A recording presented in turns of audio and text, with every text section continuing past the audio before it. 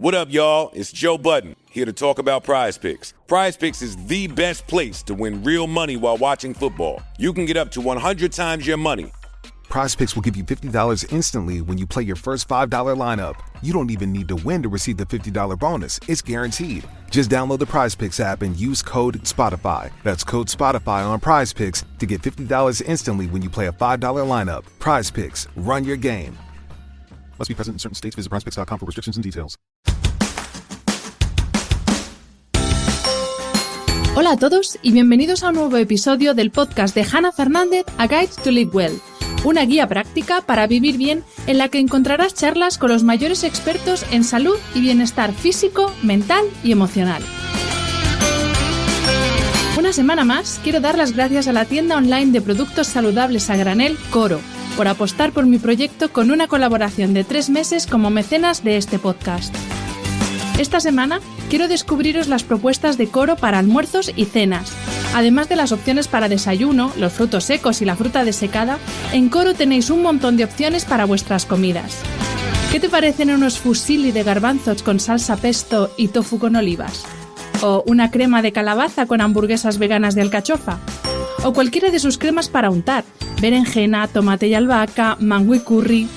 Si aún no conoces todas las propuestas de Coro, te invito a que visites su página web www.coro-medioshop.es y, si te decides hacer un pedido, utiliza el código PODCASTHANNA, todo seguido y en mayúsculas, para disfrutar de un 5% de descuento. Recuerda, PODCASTHANNA.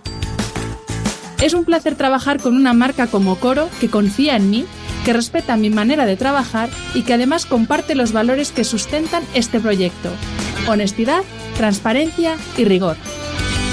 Recuerda que haciendo tus compras en Coro no solo estás cuidando tu salud, también estás ayudando a la continuidad de este podcast. Según la Sociedad Española de Neurología, entre un 20 y un 48% de la población adulta de nuestro país sufre en algún momento dificultad para iniciar o mantener el sueño, y el 20-25% de la población infantil sufre algún tipo de trastorno del sueño. Además, un 32% de la población española se despierta con la sensación de no haber tenido un sueño reparador, y un 35% finaliza el día muy cansado. Son datos alarmantes, pero poco sorprendentes. Vivimos en una sociedad con horarios sumamente tardíos. Comemos tarde, cenamos tarde, salimos de trabajar tarde, y nuestro rato de ocio y de desconexión nocturna empieza también tarde. El prime time arranca casi a las 11 de la noche todos los días. Según datos de DKV Salud y Bienestar, el 40% de los adultos entre 36 y 55 años confiesan no descansar bien por la noche y solo un 15% define su descanso como muy saludable.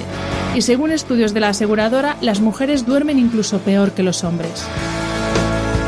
Hoy cuento en el podcast con el Dr. Javier Álvarez, especialista en neurofisiología clínica y director de la unidad del sueño del Centro Médico Tecnon de Barcelona. Un activista del descanso, como él mismo se define, al que pudisteis escuchar hace algo más de un año, en marzo de 2020, en uno de los episodios especiales que grabé cuando comenzó el confinamiento. 13 meses y una pandemia después, vuelve a sentarse al otro lado del micro para hablarnos de las consecuencias físicas, mentales y emocionales de la privación continuada de sueño, para hacer un repaso de los enemigos del descanso y para darnos su opinión sobre los suplementos y dispositivos de monitorización del sueño que prometen optimizar nuestro descanso al máximo. Os dejo con la entrevista. Bienvenido, doctor, bienvenido, Javier, y muchas gracias por estar otra vez en este podcast un año después, que se dice pronto. Hola, Hannah, ¿qué tal? ¿Cómo estás? Un placer, un auténtico placer. Sí, pasa muy rápido el tiempo y, bueno, gracias por invitarme de nuevo a estar contigo y con tus oyentes. Javier, hace un año fuiste de muchísima ayuda, te lo puedo asegurar, para muchas personas que en pleno confinamiento pues empezaron a notar que dormían peor. O sea, a pesar de que estaban más tiempo en casa, no tenían que pegarse esos madrugones porque o no trabajaban o trabajaban desde casa. Tenían una vida social mucho más relajada, entonces no se trasnochaba porque es que no había vida social, perdón. Pero sin embargo, muchas más personas han empezado a dormir peor. Entonces me gustaría preguntarte cómo habéis vivido vosotros, los profesionales del sueño, cómo lo habéis vivido en consulta, tanto en un principio, que ya lo hablamos en su momento, cuando llegó el momento confinamiento, como lo que estáis viendo ahora, que todavía no hemos recuperado la normalidad, pero no sé si ha mejorado nuestra situación con respecto al sueño o seguimos igual. Bueno, primero decirte que qué ilusión me hace que me digas que ayudamos a mucha gente a dormir mejor en aquella temporada tan difícil. Gracias, evidentemente, a que tú lo difundiste, pero a mí eso me hace mucha ilusión y se me pone incluso la piel de gallina porque es nuestro objetivo poder ayudar a la gente. Entonces me hace mucha ilusión y te lo agradezco. Entonces, ¿qué ha pasado? Efectivamente, sabíamos que los trastornos del sueño ya eran muy prevalentes en nuestra sociedad, pero la pandemia pues los ha acelerado muchísimo más, ¿no? En parte porque los ha hecho más prevalentes, ha hecho que haya más, pero también porque los ha hecho más visibles.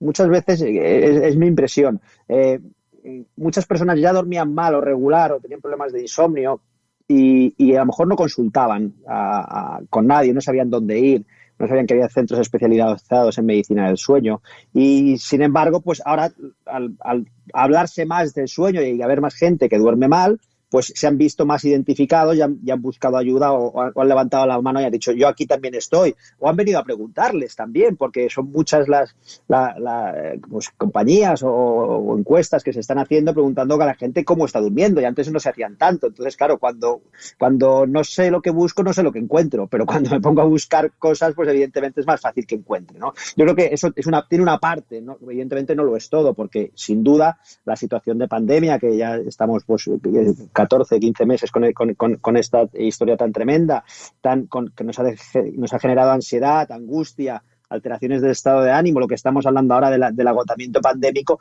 por supuesto que también causan trastornos del sueño, sobre todo trastornos del sueño de las disomnias, trastornos del sueño tipo insomnio. Y lo que hemos visto en la consulta es, al principio, la gente no se veía muy afectada su sueño por el tema de la pandemia, lo que tú decías, ¿no? Incluso estaba mejor porque, mira, he bajado un poco el ritmo tan acelerado de vida que llevaba, estoy más tranquilo, estoy más con los míos, me puedo escuchar un poquito más y no había tanto trastorno, pero sí en estos últimos meses hemos visto claramente que la pandemia sí que está afectando al sueño de los españoles y que está haciendo que haya más insomnio, ya la gente está más ansiosa, que también un poco agotada, afectaciones del estado de ánimo, ¿no? El agotamiento pandémico, yo necesito ver a gente, necesito abrazar a gente, necesito ver a mis familiares, necesito tener una estabilidad, necesito saber que voy a tener trabajo, que voy a tener unos ingresos, y eso genera mucha incertidumbre y está provocando trastornos del sueño.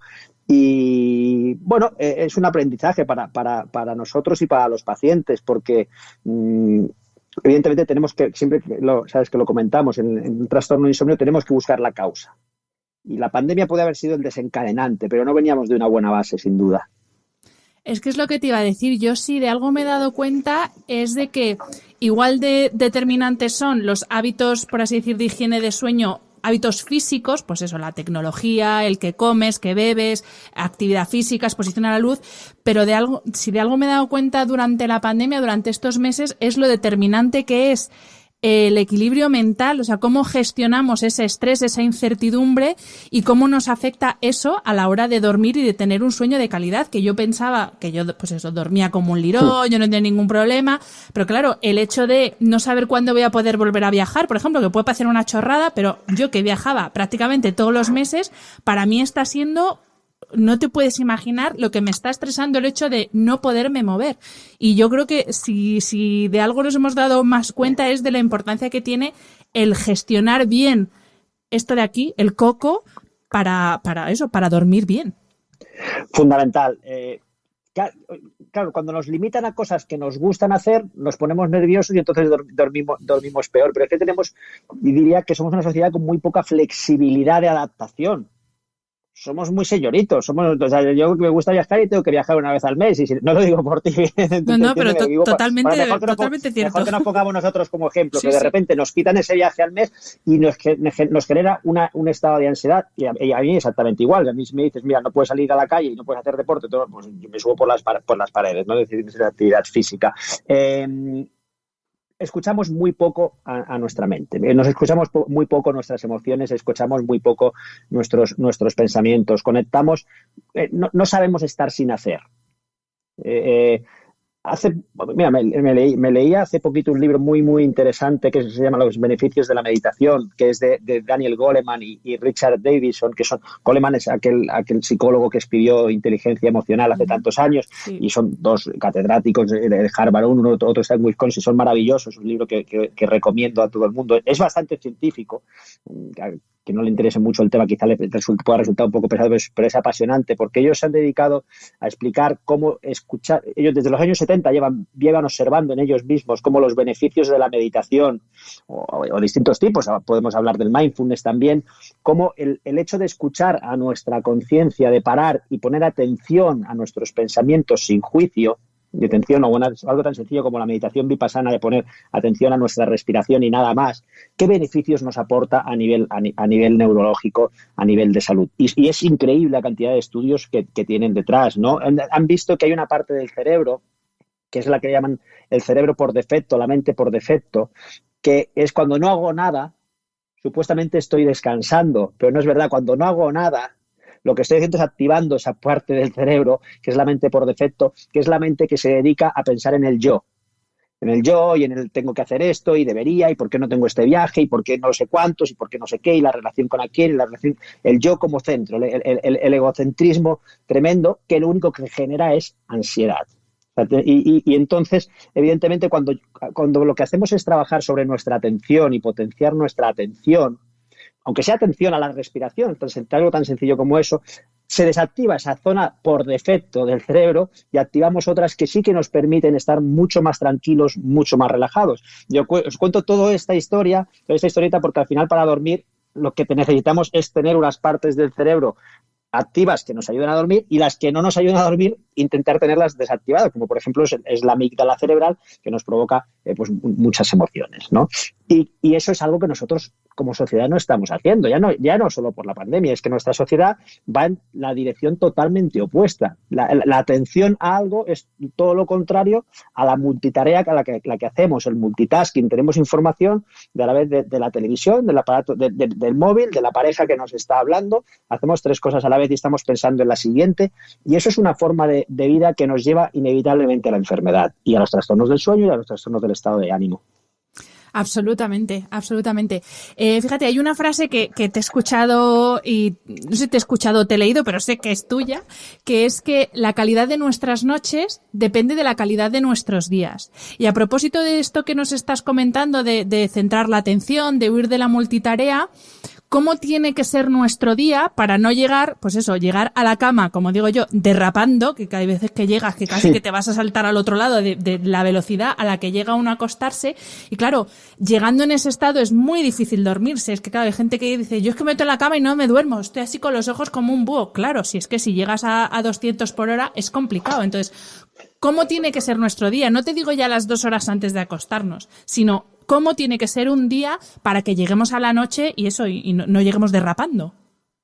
Derrapando me encanta esta palabra. Es que realmente derrapamos, pero que nos salimos de la cama. Claro, de la derrapada tremenda, ¿no? Y luego dejamos la huella ahí. Evidentemente, nuestro día ha de ser equilibrado. Nuestro día ser la línea de lo que estaba comentando, de ser un día en el que nos podamos escuchar, en el que podamos tener pausas, en el que podamos ser conscientes de lo que hacemos en cada momento y estar en ello. Si estoy comiendo, voy a ver a qué sabe este tomate. Ya después pensaré mi siguiente paciente, cómo lo puedo ayudar. Pero mientras que esté comiendo el tomate no puedo estar pensando en qué paciente voy a ver después y cómo lo podré ayudar. Tengo que estar si nos dedicamos a poner atención a lo que hacemos en cada momento y pasamos a la monotarea, eso nos suaviza muchísimo el día.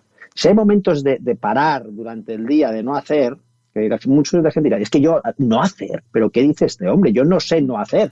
O no sé, o algunos dirán no sé no hacer, me encantaría aprenderlo, y otros dirán, este hombre está chalado, ¿cómo que no hacer? No hacer es absurdo. Si a mí me falta tiempo en el día, si me falta tiempo, lo que tengo que hacer es más cosas. Y el hacer más y el ir más rápido solamente me lleva a que cada vez pues voy más de cabeza. Lo único que hace es que pueda ir más tranquilo es hacer menos cosas, porque el día va a tener las mismas horas. No cabe 1,5 litros en una botella de 1 litro. Es absolutamente imposible. Entonces tenemos que vaciar nuestro día, tenemos que tener pausas. Y indudablemente hay otras, que ya hemos comentado otras veces, tareas fundamentales que nos ayudan a dormir, que es generar contrastes en nuestro organismo. La actividad física es muy importante durante el día para no tener un día excesivamente sedentario, que es la mayoría de los trabajos cada vez se encaminan más al más el sedentarismo y más con el teletrabajo, pero los trabajos del futuro casi todos son enfrente de una pantalla, comparado con los que había antes, y esto va en contra del buen descanso. Tenemos que buscar la actividad física, tenemos que buscar la luz natural. Sabemos que mínimo tendríamos que estar 2 horas al aire libre al día para tener un contraste luz-oscuridad y por todos los beneficios que tiene la luz, no solo en el sueño, sino en nuestro estado de ánimo, en nuestra vitamina D, en nuestro sistema inmunitario, en nuestro sistema osteomuscular, al menos 2 horas al día. Todo esto nos va a ayudar a evitar los excitantes, evitar las situaciones más estresantes que más nos puedan activar, no dejarlas para el final del día.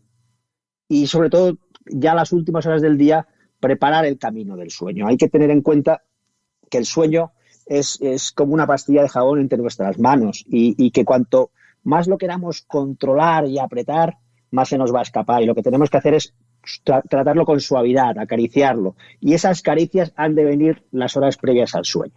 Hay que ir preparándolo. Si tú entras, eso que os acabo de, cómo llegar a esa final de la noche, cómo cenar ligero y tener 2 horas después, pues de hacer algo de ejercicios de meditación o simplemente lectura, que no se vea meditando y que no todo el mundo nos vamos a poner a meditar, indudablemente. Habrá gente que no se vea y que no lo consiga. No pasa nada, lectura, por ejemplo, evitar pantallas, evitar aparatos digitales, evitar cosas que nos sobreexciten y la luz antes de dormir. Cojamos un libro antes de dormir. Volvamos a los libros de papel o digitales, pero volvamos a la lectura, que nos va a ayudar a frenar y nos va a ayudar a tener atención a una sola cosa. Pero leamos, no nos pongamos a leer y cada 2 páginas miro el móvil. Claro. ¿Vale? Y todo eso nos va a ayudar a derrapar mucho menos cuando entramos en la cama. De todas maneras, tan importante es conseguir dormir mejor como aceptar una mala noche. Lo que decíamos antes, ¿no? Tenemos mucho por trabajar la aceptación. Y noches malas, que me estoy oyendo de este hombre duerme de maravilla. Pues yo tengo noches malas. No sé si lo había confesado nunca, pero el doctor Sueño no, me puede pero decir está que bien que lo hagas, porque claro, parece que... No, claro que sí, claro que es que claro que tengo noches. ¿Cómo no voy a tener noches malas? Hay días que pues por lo que sea he tenido que trabajar demasiado, he tenido demasiadas cosas que hacer y no he podido posponerlas, y ese día evidentemente lo pago. Lo que intento es que el día siguiente, si tengo que decir no a 3 cosas para que no me vuelva a suceder, diré no a 3 cosas. Y si sé que tengo que hacer la actividad física y sé que tengo que salir, buscaré cómo hacerlo.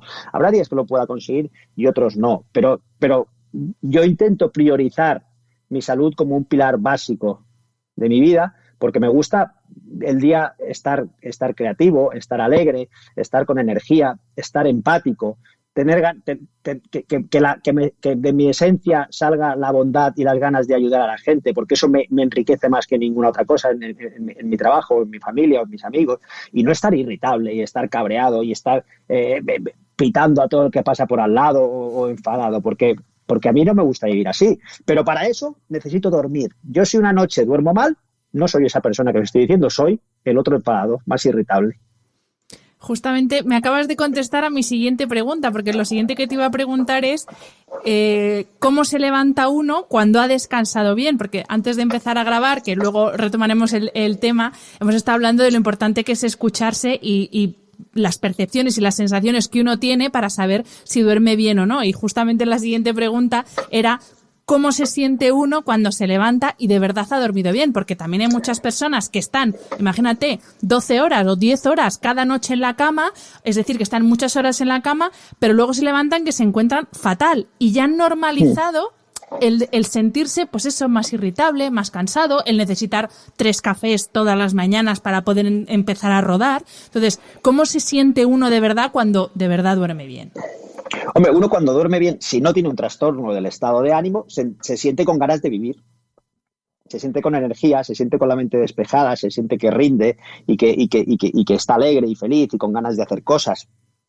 Pero, claro, el que uno no se sienta así por las mañanas no necesariamente viene de un insomnio, de una noche mala o de que me haya desvelado o dormido pocas horas. Hay muchos trastornos del sueño que me permiten dormir toda la noche, pero mi sueño no es reparador. Por ejemplo, el síndrome de apnea del sueño, pacientes que son roncadores, que se creen que no les pasa nada por la noche, pero por la noche están dejando de respirar muchas veces y es una patología muy frecuente y súper infradiagnosticada. 8 de cada personas que tienen apnea del sueño no lo saben, ni van al médico porque no notan ningún síntoma ellos. Y esos pacientes muchas veces, pero no siempre, lo que pasa es que se levantan más cansados que se acostaron o que en situaciones pasivas durante el día tienen somnolencia. O el síndrome de piernas inquietas, que provoca pequeños movimientos nocturnos de las piernas que también fraccionan, o sueños muy frecuentes. Muchas patologías que pueden hacer que nuestro sueño no sea reparador. Que nuestro sueño sea reparador y que nos levantemos, como tú dices, ¿no? Con condiciones óptimas, más que medido por ningún aparato, tiene que ser por nuestras sensaciones, como decíamos, y depende de 3 factores. Uno es el tiempo total de sueño, otro es la profundidad del sueño, qué porcentaje tenemos de sueño de ondas lentas, fase 3 y de sueño REM, y la tercera es la continuidad del sueño. Es con o sin despertar ese sueño. Uh-huh. Esos 3 factores son los que van a hacer que nosotros nos encontremos en circunstancias óptimas. Hanna, muchas veces nos encontramos cada vez más en esta sociedad competitiva que queremos hacer más y más y más. En la consulta, pacientes que vienen y nos dicen: mira, yo estoy bien, pero quiero optimizar mi sueño.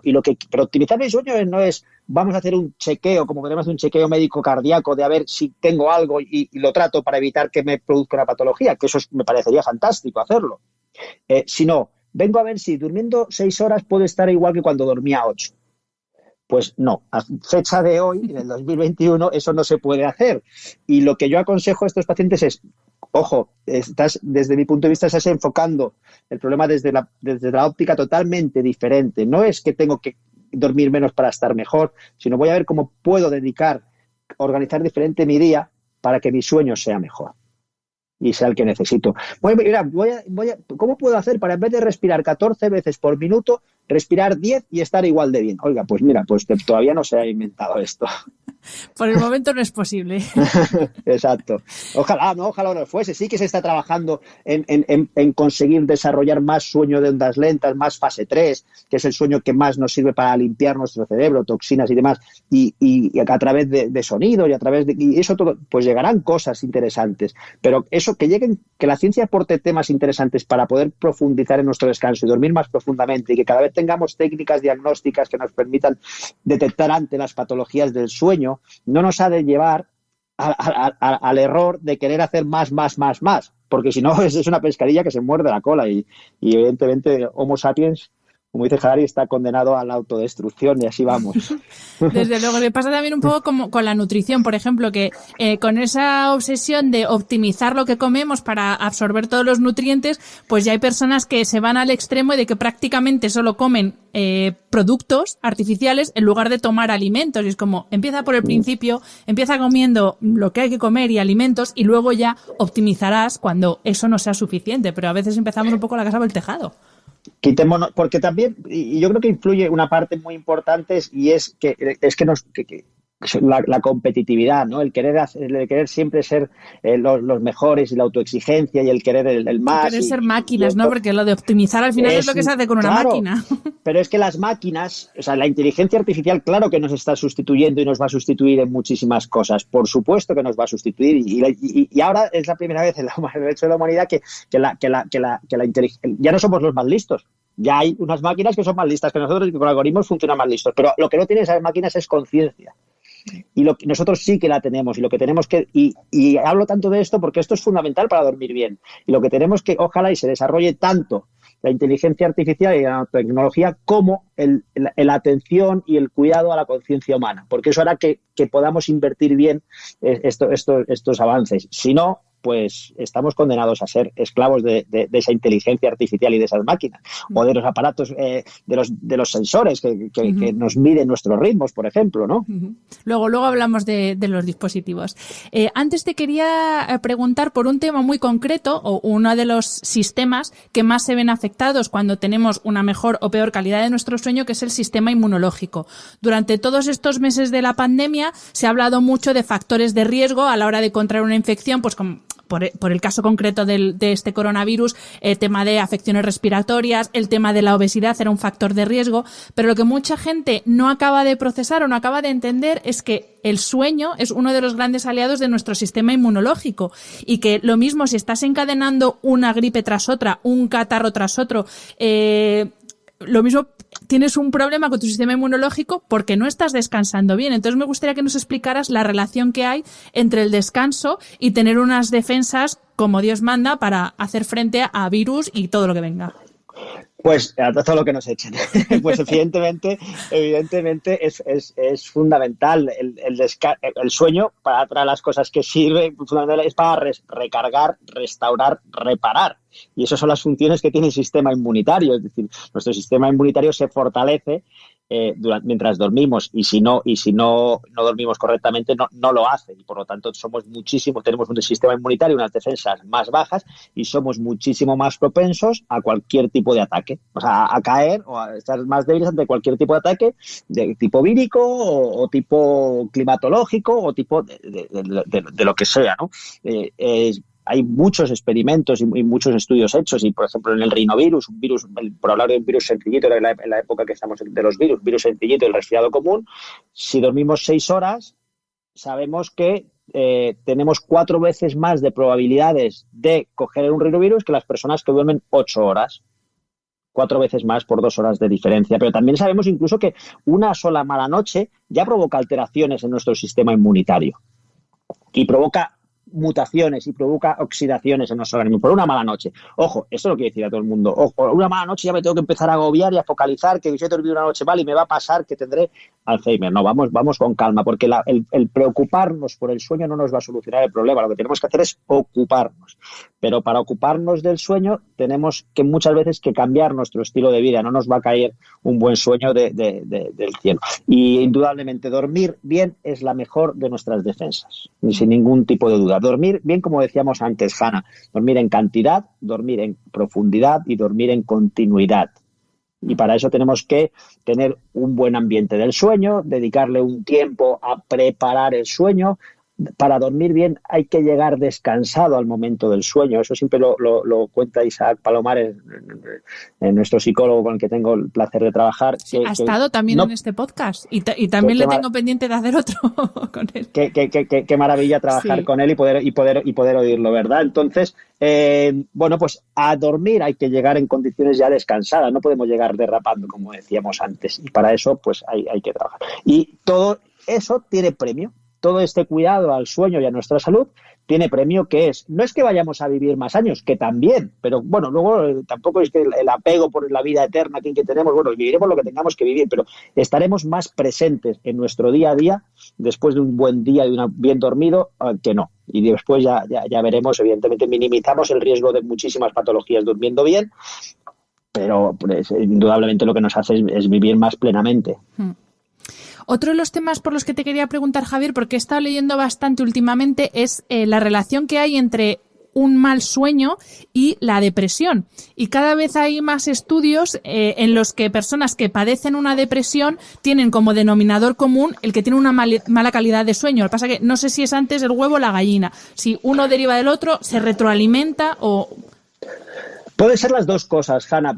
Fíjate, existen los trastornos psiquiátricos que tienen como síntoma el insomnio, asociado a un trastorno psiquiátrico, la ansiedad, la depresión, por ejemplo, pueden tener asociado el insomnio como síntoma, pero también el trastorno del sueño puede ir independiente al trastorno del estado de ánimo. De hecho, la última clasificación internacional de los trastornos del sueño, y antes había un batiburrillo de clasificaciones del insomnio tremenda, cogía y decía, oye, no, existe el trastorno de insomnio crónico como entidad propia, a la que no tiene por qué estar asociado a ningún otro tipo de trastorno del anímico, y existen trastornos del sueño tipo insomnio asociado a patología psiquiátrica, como dos entidades diferentes, ¿vale? ¿Qué ocurre? ¿Qué vemos muchas veces?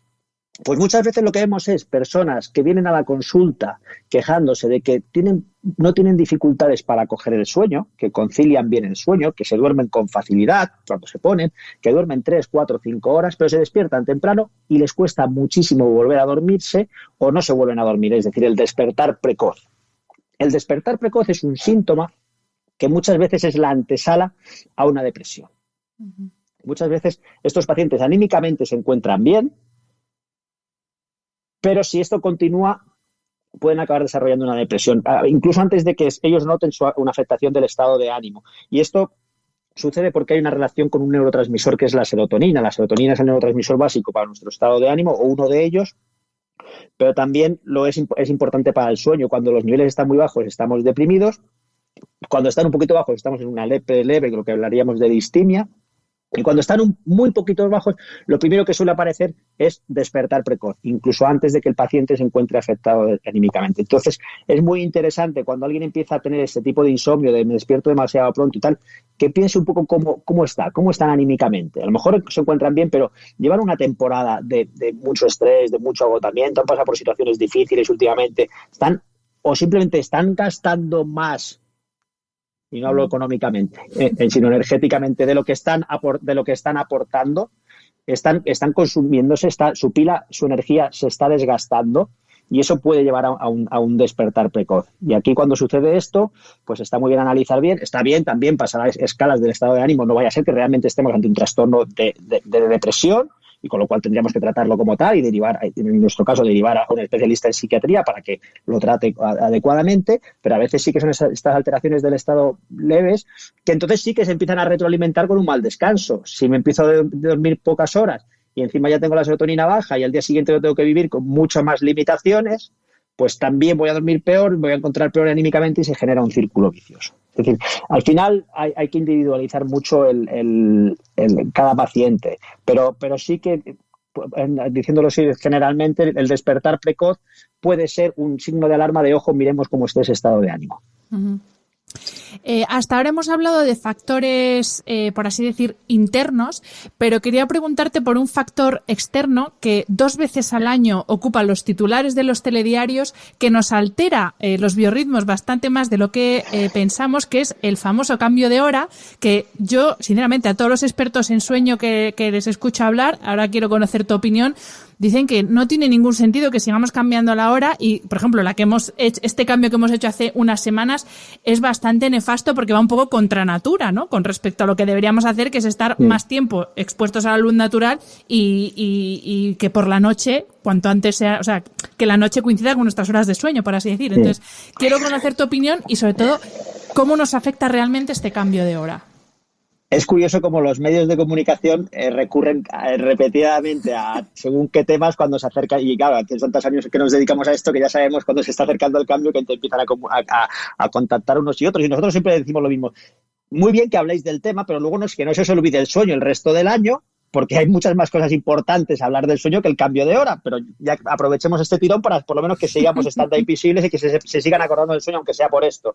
Pero hablar del cambio de hora una semana antes de que se produzca, no habléis el sábado en el que se produce una semana, porque es lo que suele pasar, o el día de después, porque entonces no podemos dar los consejos como para cómo minimizar las consecuencias del cambio de hora. Pero bueno, cada año pasa exactamente lo mismo y siguen hablando el día de después, pero supongo que es que eso es inevitable, ¿no? Porque por la cantidad de cosas que llevamos. Pero el tema del cambio de hora, hay un doble cambio de hora que tiene un origen a nivel energético y un ahorro económico, que ya está demostrado que no es así. Y entonces la Comisión Europea, hace un par de años creo que fue, dijo, vamos a ver, se puso en contacto con expertos de distintos países, con sociedades médicas, entre ellas nosotros, la Sociedad Española de Sueño y el Grupo de Cronobiología, y nos preguntaban nuestra opinión sobre qué pensábamos sobre ese cambio de hora, doble cambio de hora. Y pues nos reunimos expertos en sueño, expertos en cronobiología, y lo que está claro es que el doble cambio de hora al año provoca pequeños desajustes de nuestros ritmos biológicos, que no es que causen grandes trastornos de salud, pero sí desajustes que pueden ser incómodos, incluso durar unos días. Y sobre todo pasa más en gente pues más mayor, o en niños pequeños, o en gente con trastornos del sueño, o en gente con genes reloj, es decir, con menos flexibilidad de adaptación a los cambios horarios, ¿vale? Que sufren más el jet lag, o que sufren más el trabajo por turnos, o todas estas cosas. Entonces, como no hay ningún beneficio y lo que hay es un doble perjuicio, pues vamos a intentar lo que la Comisión Europea, vamos a consultar a cada país que nos diga qué piensan. Primero hicieron una escala global a nivel europeo que contestó muy poquita gente, porque sí, dicen, tanto los españoles dijeron no sé qué, pero es que el 80 o el 90% de los que contestaban la escala eran alemanes. ¿vale? Que al final pasaba a todo el mundo de todo, pero está bien, ¿no? Al final son los que tiran del carro muchas veces. Y la gente dijo, sí, pues que queremos que se deje de hacer el cambio de hora, y los científicos y los médicos pensamos que es... no todos, hay gente que no está de acuerdo en este tema, pero por lo menos la Sociedad Española de Sueño sí que tomamos esa determinación y de cronobiología, y también recomendamos no cambiarla. Y entonces lo que toca ahora es, ¿y en qué franja horaria nos tenemos que quedar? ¿Vale? Cuando se deje de cambiar 2 veces al año para minimizar esas consecuencias, para eliminar esas consecuencias de salud que tiene, ¿en qué franja horaria? ¿Nos tenemos que quedar con la franja de verano, con el horario de verano, o nos tenemos que quedar con el de invierno? Y si eso lo preguntas, si quieres pregúntaselo a la cantidad de seguidores y oyentes que tienes, te dirán, ¿cómo? ¿Con cuál? Con la de verano. Dirán, la de verano es maravillosa. Lo que tú estabas diciendo ya les estaba sonando raro, pero ahora, cuando les diga yo lo que voy a decir, todavía les sonará más. Por ello te dirán, no queremos la de verano, porque qué bien que tenemos luz por las tardes, que es fantástico, salimos del trabajo y tenemos muchas más horas para además trabajar y hacer, no solo trabajar, sino hacer reporte, ir con nuestros amigos y hacer cosas. Y más ahora que estamos tan privados de todo esto, pues encima que nos quiten luz por la tarde, ¿no? Sí, eso es cierto, pero no tenemos más luz por la tarde-noche porque por esa hora.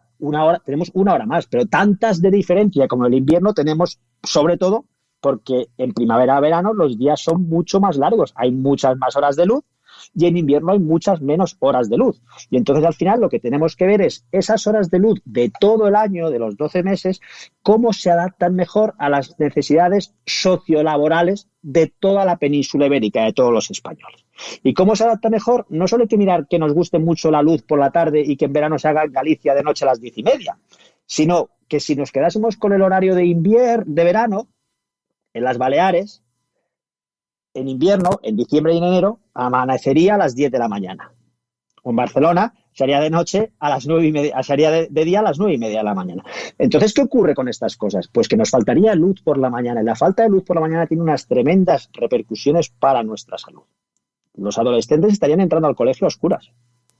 A ese horario tan absurdo que tienen de entrar a las 8 de la mañana más temprano en contra de su reloj biológico, pues estarían entrando a oscuras. Muchísima gente ya entra a oscuras a trabajar, pero muchísima más entraría a trabajar a oscuras, y eso tiene repercusiones muy importantes en el estado de ánimo, en la siniestralidad de los desplazamientos al trabajo, en el rendimiento laboral, en la salud en general. Por lo tanto, como todo en la vida, perdemos y ganamos con las dos opciones según qué cosas, pero si miramos en la globalidad, es mucho más importante que no tengamos 2-3 meses al año en la que gran parte de la población esté ya en sus colegios o en sus trabajos sin haber visto la luz natural, que en verano tengamos 1 hora más. Ya tenemos muchas horas. Y si lo que queremos es aprovechar más las tardes, lo que tenemos que hacer ya de una vez por todas es dejar la sociedad en la que vivimos del presencialismo. Somos el país que más trabajamos hasta más tarde y con menos rendimiento tenemos de Europa. Trabajamos 1 hora más que los alemanes, o no sé cuántas, 250 horas al año, creo recordar que eran, que los alemanes, y fíjate, la productividad que tenemos no es la misma, ¿no?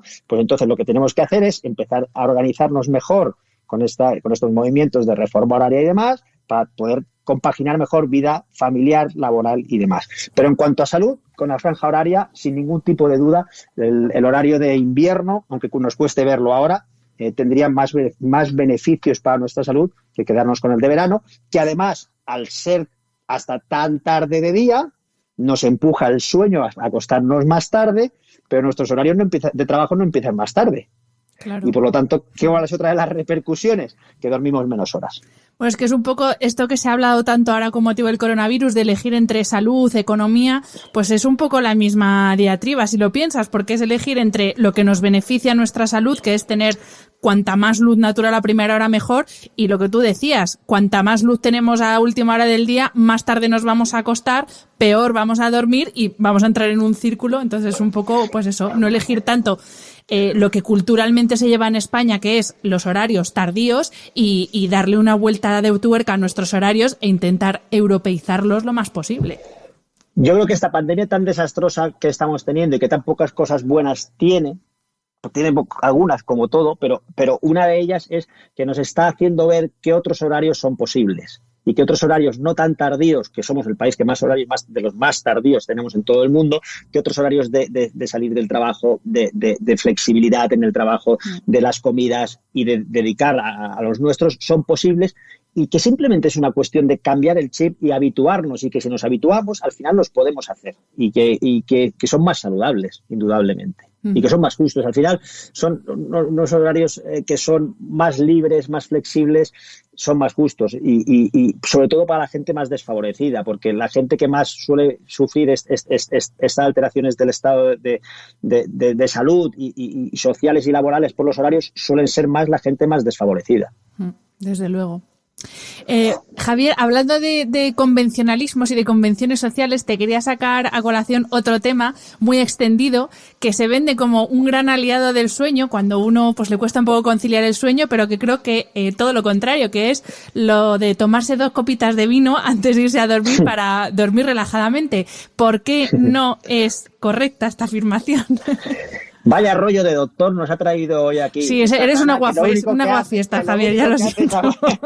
Mira, esto no me dejan ni fumar, ni beber, ni me dejan nada. Estos médicos, aún hay de estos, que dicen, oye, que yo te dejo hacer lo que quieras. Tú verás, yo te explico las repercusiones para tu salud. Tú, cada uno, que nadie entienda que lo que decimos son imposiciones a nadie, que cada uno es libre. Lo que intentamos es dar información para que la gente sea más libre para poder decidir con peso y con sabiendo las consecuencias que tiene cada tema. El alcohol es una droga social admitida, legal, pero es una drogadura con importantísimas repercusiones para nuestra salud. Punto número 1, que hay que tener en cuenta por la gran cantidad de problemas de abuso, con lo que implica problemas sociales y familiares el abuso del alcohol en este país, muchísimo. Entonces se minimiza muchísimo la ingesta de alcohol, y para eso ya tenemos unas escalas de alcohol que cuando le decimos al paciente, usted ve el alcohol, lo normal, y te hace así la sonrisilla de lo normal, venga, vamos a empezar a hacer cruces, y lo normal suele ser índices de alcoholismo, por desgracia. Es así, y eso muchos pacientes lo entienden como lo normal. Eso es lo primero que tenemos que tener claro. Segundo, el alcohol afecta al sueño. El alcohol no es un hipnótico. El alcohol es un sedante. El alcohol nos hace que podamos tener sueño antes, pero nuestro sueño va a ser más fraccionado, y sobre todo el alcohol provoca despertar precoz. Si tomamos alcohol por la noche, la gente que tenga problemas de me despierto demasiado pronto verá que si se empieza a fijar ahora, el día que se tome incluso a lo mejor 2 copitas de vino, ya con mi edad, ya 2 copitas de vino, ya me despierto más temprano seguro. ¿Vale? Entonces el alcohol provoca sueño más fraccionado, despertar precoz, y asociar el alcohol, que tenemos muchísimos pacientes que empezaron a dormir mal, y como duermo mal, lo que empecé a hacer es a tomarme una copita de vino, y como una copita de vino me iba bien, bueno, al final ya no son eran 2, y luego al final es media botella, y luego es una botella. Es decir, el alcohol puede provocar, si lo empiezo a asociar al sueño, un problema de dependencia, y además el alcohol provoca peor descanso. Y además el alcohol facilita el trastorno del sueño que antes decíamos, el trastorno del síndrome de apnea del sueño, porque el alcohol, otra de las funciones que hace sobre nuestro organismo es que es relajante muscular, y la apnea del sueño se provoca porque se relajan en exceso, entre otras cosas, los músculos de la orofaringe, los músculos dilatadores de la faringe. Entonces se colapsa más la vía aérea y puede empeorar estos trastornos, ¿vale? O sea que sí que recomendaría que quien tenga trastornos del sueño, evidentemente no cene con nada de alcohol, aunque sea poco, y quien no los tenga, pues que tampoco abuse demasiado por sus efectos en la salud. Y por supuesto que el que se quiera tomar las 2 copas, que se las tome, pero que sea consciente. Y que yo me las tomo. Efectivamente, pero tú ya sabes que al día siguiente va a ser un día pues un poco más toledano que otros. Lógico. Otro de los temas de los que te quería hablar, Javier, y bueno, tú estás en redes, lo verás que cada vez hay más personas que generalmente no son muy expertos en medicina del sueño, bueno, en sueño en general, que recomiendan determinados suplementos a la ligera para que la gente se los tome y duerma mejor. Entonces, pues hay gente que habla desde por ejemplo, el aceite de CBD, que ahora es como está en boca de todos. El bisglicinato de magnesio, que también ahora se empieza a hablar de esto, que lo tenemos en nuestro vocabulario como si fuera hablar de aspirinas. Yo qué sé, suplementos de melatonina, de triptófano, GABA. Vale, vamos a ver para qué sirven estos suplementos, pero sobre todo, no deberíamos tomárnoslos así a la ligera, o sí, o es inocuo tomarse un suplemento de melatonina o de aceite de CBD, no sé, lo mismo sí, no lo sé. No, inocuo no es. Yo no podré, lo primero que te voy a decir es que no podré hablar con conocimiento total de todos estos suplementos o de todos ellos, algunos más y otros menos, porque muchos los desconozco. Y estoy seguro que muchos de los complementos de los que estamos hablando tienen muchas cosas que aportarnos a la medicina y que evidentemente tienen menos peso en el momento actual porque tienen una industria detrás, no tan potente como la industria farmacéutica, por lo tanto no pueden hacer tanta investigación y eso impide muchas veces que los profesionales que nos dedicamos a ello conozcamos menos estos complementos y por lo tanto quede limitado su uso. Eso es lo primero. Uh-huh. Dicho esto, evidentemente los complementos no valen para todo, ni para todo el mundo, ni lo curan todo. Entonces, siempre yo, desde mi punto de vista, también los complementos alimenticios, aunque no necesiten prescripción médica, si nosotros estamos utilizándolos para tratar algún tipo de síntoma, deberíamos saber ese tipo de síntoma, si implica algún riesgo de alguna patología y descartar o confirmar que existe esa patología y enfocarlo. Y entonces que un terapeuta, un médico, o en algunos casos, de otro tipo, no hace falta porque que sea un médico, según para qué tipo de tratamientos, indudablemente, pues decida si puede ser beneficioso como una herramienta más, como una herramienta terapéutica más al proceso terapéutico que está haciendo. Ahora, me empiezo a tomar magnesio porque me han dicho que es muy bueno, me empiezo a tomar, tengo cualquier tipo de trastorno del sueño, me empiezo a tomar melatonina porque sí, porque la melatonina vale para algunos trastornos del sueño, para otros no, e inocua no es. Tiene muy pocos efectos adversos, pero hay que tener un control. Un uso prolongado puede tener sus repercusiones. Hay que hacer pequeños descansos, hay que controlar ciertos parámetros. Por lo tanto, siempre todas estas cosas, desde el asumir que mi conocimiento también es limitado por lo que explicaba y que puede haber y que creo que todavía tenemos mucho por aprender sobre ello y aplicar cada vez mucho más. Ojo, inocuos no son y deberían ser controlados por un terapeuta que decida por qué tomarlos y en qué cantidad y de qué forma. Y luego, evidentemente, como no necesitan tampoco no tienen los requisitos legales que tiene un fármaco, también es mucho más fácil sacarlos al mercado y pues hay una variedad tremenda en purezas. Uh-huh. La melatonina, por ejemplo, hace ya varios años se hizo un estudio sobre las melatoninas que hay en el mercado, en la Universidad de Granada lo hicieron, y la pureza de las melatoninas que había en el mercado variaba, creo recordar que era, porque hace muchos años ya de esto, entre un 5 y un 90%. Claro, ahí también está parte de la cuestión, ¿no? Uh-huh. Pues comprendidísimo. Y bueno, y otro de los temas que también relacionado con esto de optimizar el sueño, lo hemos hablado antes de empezar a grabar, es el tema de los dispositivos para traquear y analizar nuestro sueño. Y yo confieso, y te lo he confesado a ti antes, Javier, que soy una friki y yo lo llevo todo puesto porque a mí me encanta tener aplicaciones que me van diciendo cómo es todo, cómo es mi actividad, cómo es mi sueño, cómo es mi todo. Pero claro, tú me decías, ojo con el obsesionarse, ¿no? Con que una máquina te diga cómo duermes y no escucharte a ti y que tú, desde tu percepción, sepas saber si estás durmiendo bien o no. Entonces, ahí te dejo el tema de los dispositivos. ¿Cómo vas a disfrutar, Hanna, en el futuro próximo? Porque te vas a hinchar a dispositivos. Vamos a estar vamos a tener a nuestro alcance con la biotecnología una cantidad de dispositivos que nos den parámetros médicos que será apasionante. Insisto, ojalá sepamos utilizarlos correctamente y adaptarlos, porque si no seremos esclavos totalmente de ellos. Los dispositivos que nos miden el sueño no tienen la misma precisión que los que podemos utilizar en la consulta, evidentemente. No tienen ni muchísimo menos. Nos sirven sobre todo para el Big Data y para que el paciente tenga una cierta concienciación, una cierta conciencia de cómo estoy durmiendo, mi sueño es más profundo, menos profundo. Incluso algunos te dicen cuánto sueño REM, cuánto sueño ligero, cuánto sueño profundo, para que tengan una idea aproximada de que puede estar existiendo un trastorno del sueño. Por ejemplo, un paciente que tiene apnea del sueño y de repente el sensor, o cuando se nota que duerme bien, empieza a decirle que casi no tiene sueño profundo, igual dice, ostras, ¿qué pasa? Voy a consultar, se va al médico y yo le hago 4 preguntas y digo, usted tiene una apnea del sueño, le hago un estudio, le tengo que poner un CPAP para dormir y evitamos que tiene un infarto. Suerte de ese aparato. Evidentemente, si lo sabemos utilizar, fantástico y maravilloso. Os he puesto un ejemplo en el cual esa detección de datos médicos sería fantástica para prevenir una patología. Pero también puede pasar que a mí no me pase absolutamente nada, esos sensores no sean tan precisos y me empiece a obsesionar porque tenga una cierta tendencia obsesiva en que no estoy en el 25% que decían de sueño de ondas lentas, sino que tengo el 19,7%, porque hay gente que pide así. Y es así de autoexigente y de perfeccionista. Y si estoy en el 19,7 y no estoy en el 25, es que debo tener algo muy serio, y entonces empiezo a preocuparme por el sueño, y esa preocupación y atención al sueño, cada vez que me despierto voy a mirar de nuevo el sensor a ver cuánto está marcando y cuánto he dormido, y voy a contar cuánto he dormido. Resulta que me lleva a que cada día estoy pendiente del reloj, me obsesiona el sueño, mi centro de pensamientos es el sueño, y entonces desarrollo un trastorno del sueño como consecuencia de eso.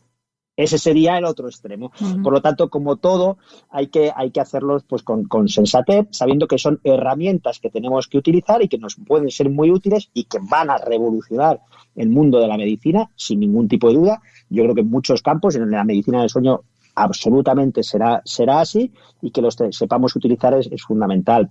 Pero sin ningún tipo de duda, a fecha de hoy, todavía no sustituyen a un médico.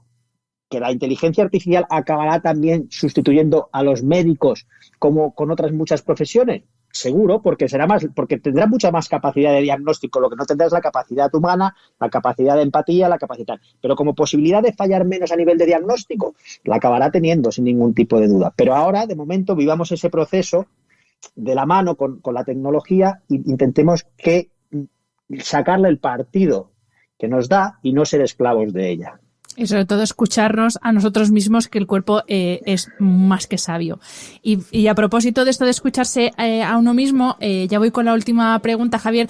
Con temas de sueño siempre me dejan en redes muchísimas preguntas, y una seguidora me dejó el otro día una consulta que es si te podía preguntar cómo afecta el ciclo menstrual al sueño de las mujeres, porque sí que hay mujeres que lo mismo ni lo notan, pero como pasa con el mismo ciclo, que hay mujeres que ni lo notan y a otras que les paraliza la vida literalmente 4 días el ciclo menstrual. Entonces, ¿cómo nos afecta? Y sobre todo, ¿cómo podemos hacer para, ser conscientes de qué es lo que nos puede pasar y pues esos días desde no exigirnos más o hacer algo en concreto para tener un sueño más reparador?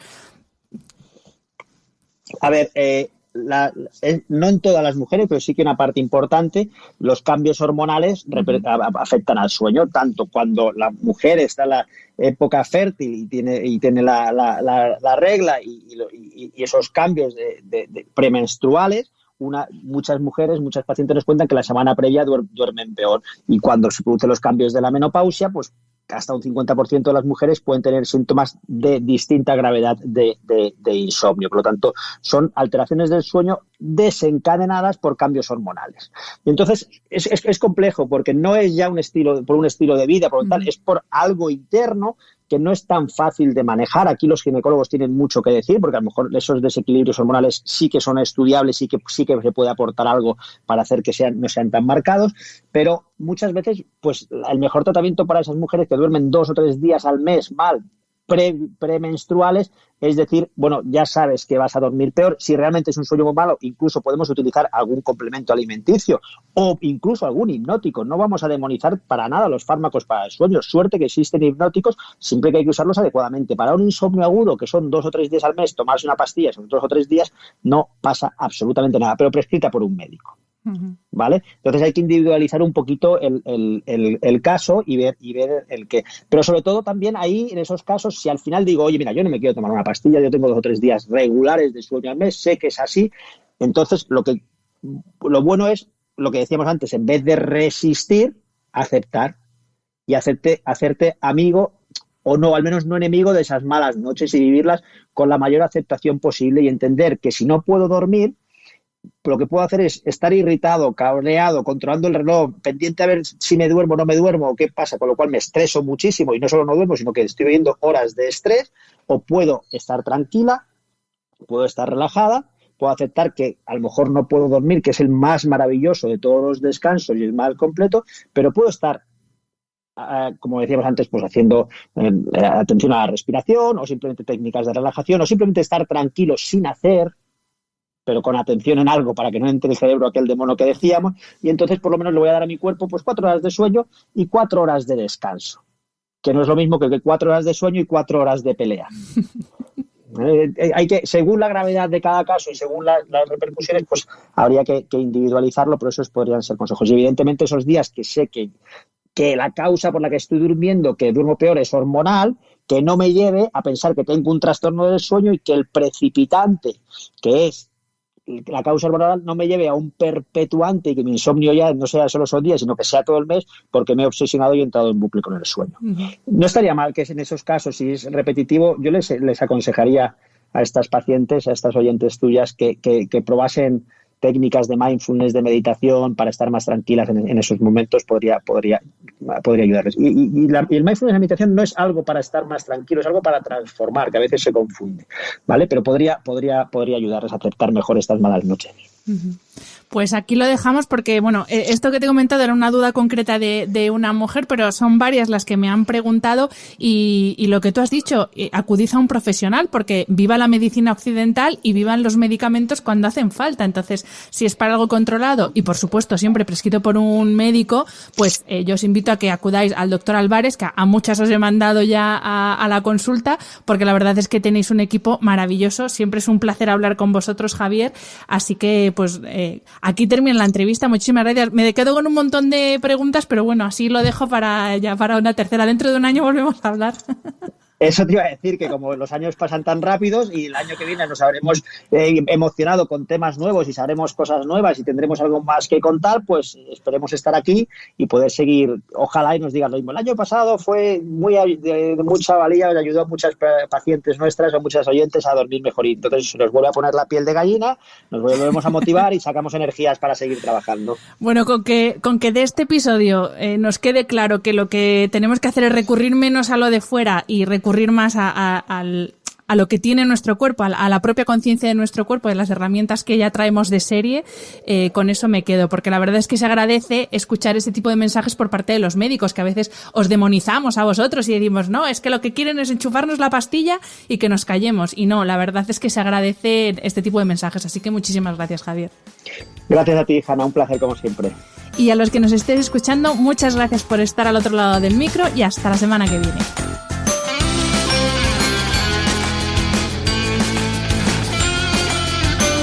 Espero que hayas disfrutado del episodio. Me ayuda mucho conocer tu opinión y tus sugerencias para este programa.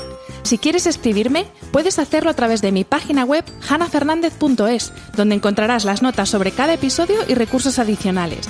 Y también puedes hacerlo en mi cuenta de Instagram, hannafr. Mil gracias como siempre por estar al otro lado. Nos escuchamos en el próximo episodio.